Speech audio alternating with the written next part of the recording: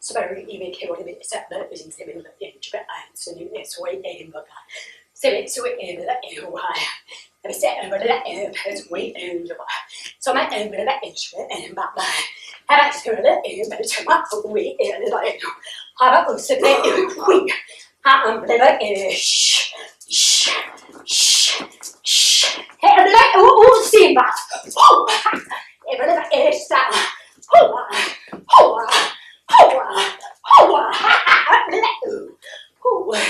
Mama, wait. Mama, wait.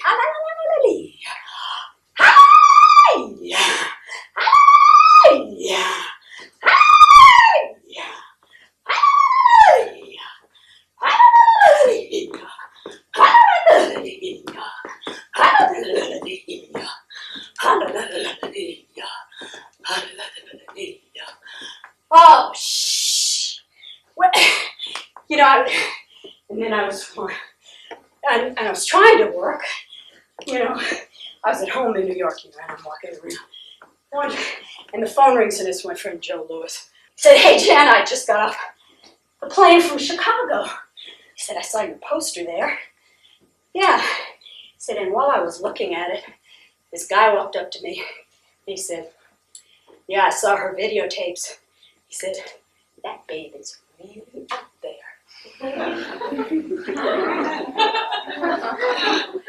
I said, "Joe, ooh, do I feel a chill from the Windy City? Ooh." I said, "I wonder if that's the consensus in the Windy City. Ooh." I said, "Sure glad some people call me an artist for it. Maybe just that put me away."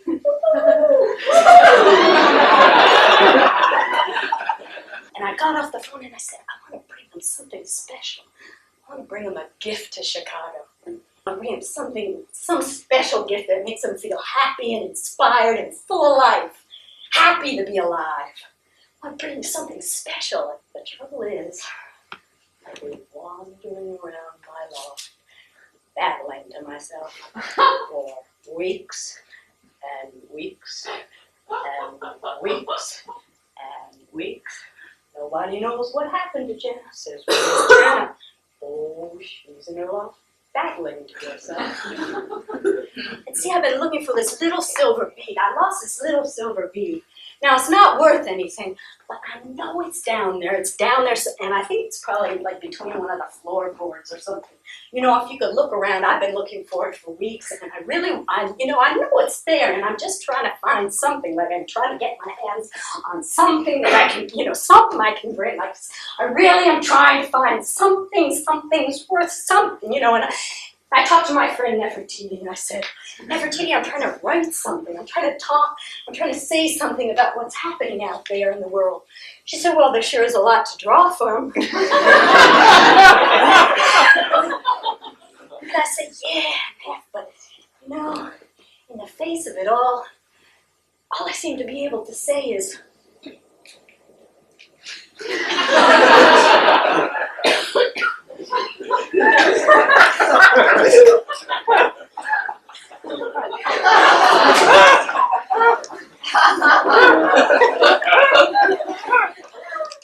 She said, "That's a good place to start." I said, "Thanks a lot, Nefertiti, but you know what? I think we need to make an appointment for some very deep hypnosis."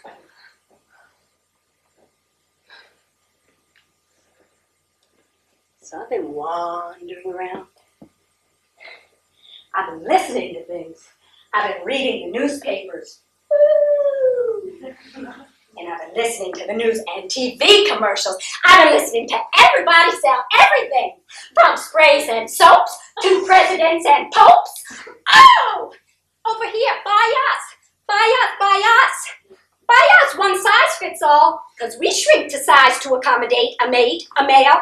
That's female style. I'm nice, precisely like you like me, and you can come anytime you like. Oh man, please want my empty, pleated pubic pocket? I polish my pussy and personality for your pleasure. So I say, okay, I'm going to go out. I'm not staying in anymore, I'm going out. But you know, it's kind of hard to go out in New York City. It kind of tears you up. You open your door, you walk out. 90,000 homeless people right there! Ah! So I take a plane to Chicago. Maybe it'll be better. 25 to 30,000 homeless people! Any spare change, miss? Georgie, how about some spare change of priorities, please? I say I'm going to do something that's valuable. I'm going to do what I usually do. I go up to the hospital every week to the babies with AIDS. So I go my Rolodex. I say, okay, now, I'm going to get out of the house. I say, hi, this is Jana. I'm coming. I'm coming up to take care of the babies. They said they're all dead. 527,000 reported pediatric AIDS deaths in New York City. 1,922 reported pediatric AIDS deaths in the United States. I said, oh, well, maybe I'll go massage a Reiki an adult or an adolescent with AIDS. I called up. I said, I'm coming. It's Jana. I'm coming up right now. They said they're dead. 23,800 reported AIDS or adolescents. Adult or adolescents AIDS deaths in New York City. Ah! 136,800 reported adult or adolescent AIDS deaths in the United States. I said, oh, well, I guess I'll stay home. They said, no, come anywhere. 213,700 reported cases in the United States. And that's 1 million or 1.5 million HIV infected. They said, come anyway. Send help or they'll all be dead.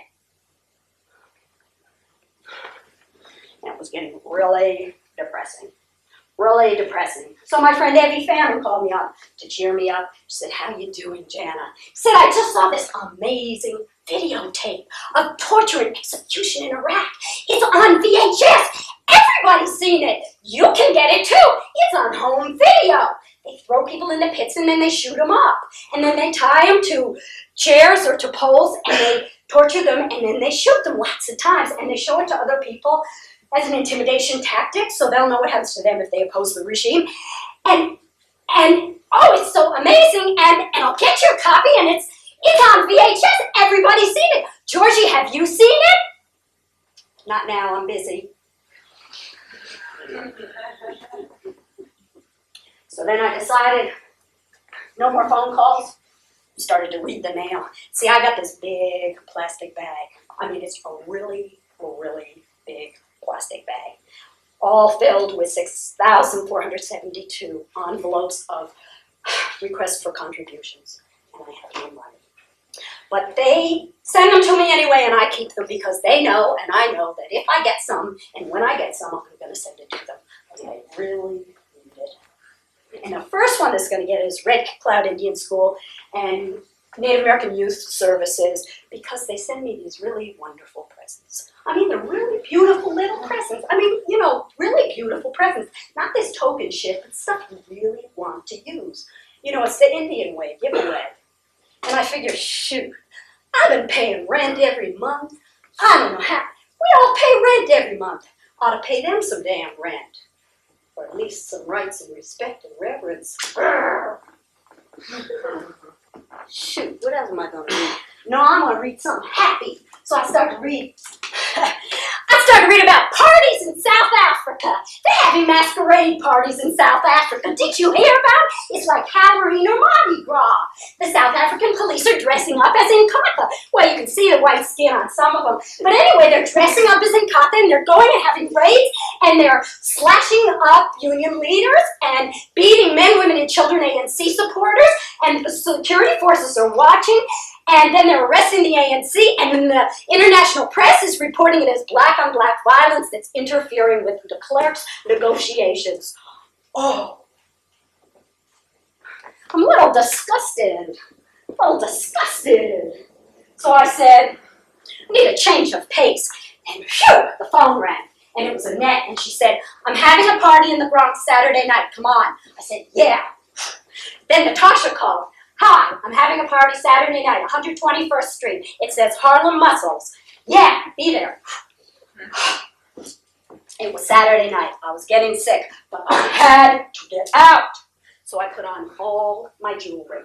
I put on all my jewelry. I put on my late aunt's turquoise and silver beads, and my late aunt's silver beads, and her turquoise beads, and her other turquoise beads, and her other turquoise beads. And I put on her silver bracelet that she made, and her other silver bracelets, and I put on her silver and turquoise bracelets, and I put my mother's silver bracelets on, and I put on the silver bracelets my brother gave me, and I put on my mother's silver and turquoise bracelets that she gave to my sister, who gave them to me, because she's really the pearl type.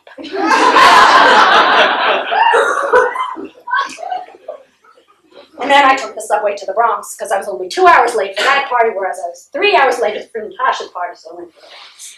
And I walked in and I started talking to Bernadine, and it was really nice, except there were these sweet potato pies that just kept going. I said, no, no, no, I'm getting sick. I can't eat sweets. I can't eat sweets. I can't eat sugar. I can't eat milk. I can't eat eggs. No, save me. But they kept going.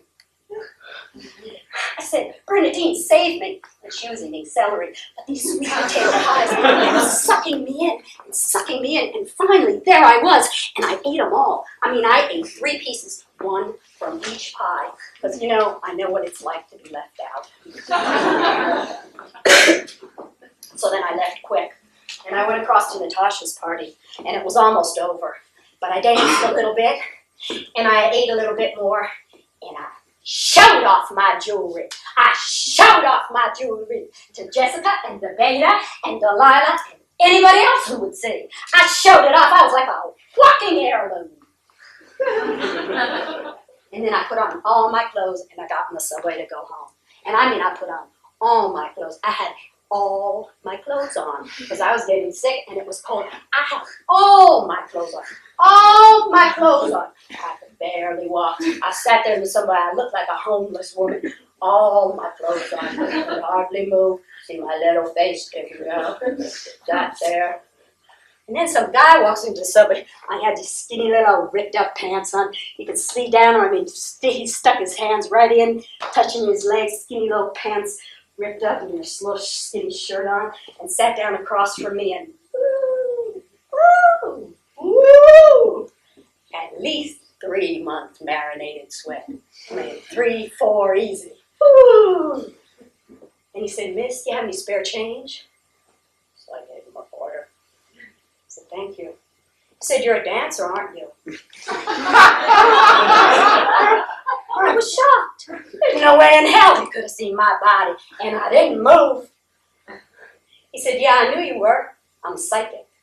I believed him. He said, I used to play for dancers when I was into music. I said, what'd you play? He said, saxophone and flute. He said, I was an alto player. He said, alto's nice for dancers. He said, soprano's good for dancers, too. He said, flute's really nice for dancers. I gave him another quarter. Said, thank you. Got up, told 3 young women to get home safely, and went on to the next car, and then came back all disturbed at something he saw. Went to this woman and said, don't be sad. Don't be so sad. He said, I've got nothing. No family, no friends, no home, no job, no money, no food. I'm happy. Don't be so sad. And he went on his way. And it fucked me up. I mean, it fucked me up. Because this man sounded exactly like Ornette Coleman. I mean, he sounded exactly like Ornette Coleman. He had this gentle voice. And when he talked to me, he had this little funny way of talking, almost like a little lisp kind of funny way that Ornette talks. And I said, ooh. I said, that could have been Ornette. I said, that could have been Ornette. He's an alto player. A black man in a hostile environment. What if his luck had turned on him? Ooh, we would have missed all the brilliance of his music and his being. I mean, he revolutionized jazz when he came around again. I said, ooh, that could have been Ornette. I said, what about this man? What about his brilliance? I said, I know he's got some. I said, I'm psychic too. I could see through his clothes too. So I went home and I happened to come out sick. I was wandering around and kind of babbling to myself. And I'm looking for that damn little silver bead, you know. I'm sure, I know it's there. I mean, I need to look up, and I walk around for hours looking for that silver, you know, because I'm looking for some like something concrete that I can kind of, like get my hand, like get my teeth into, like something, because I really wanted to bring something special, and I came all the way from New York, and I wanted to bring you I wanted to bring you a gift, something special, I wanted to say something, I wanted to bring you something special. I came all the way to Chicago, and the only thing I seem to be able to say is, ooh, ooh, ooh. And I came all the way here, and the only thing I can get out of my mouth is, ooh, ooh, ooh, ooh, ooh, ooh, ooh. Said, ooh, ooh, ooh. And I came from New York to Chicago, and the only thing I can say is, ooh, trouble, we're in trouble. I said, ooh, we're in trouble, we're in trouble. I said, ooh. I said, ooh, we're in trouble. We're in trouble. Ooh, we're in trouble.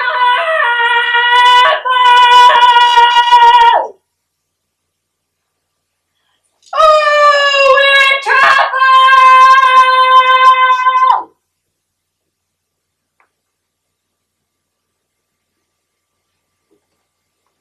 And we're not going to get out of this one alive. I've seen it and I know it. I mean,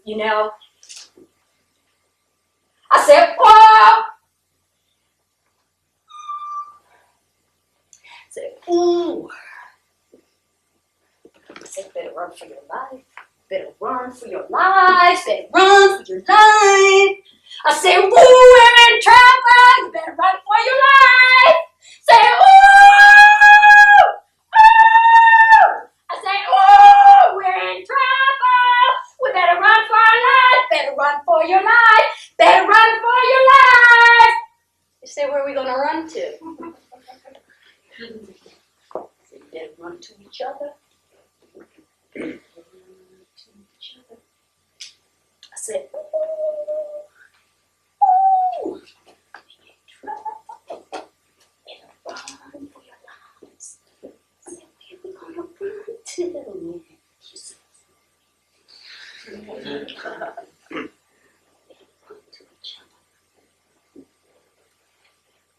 to each other. Run to each other.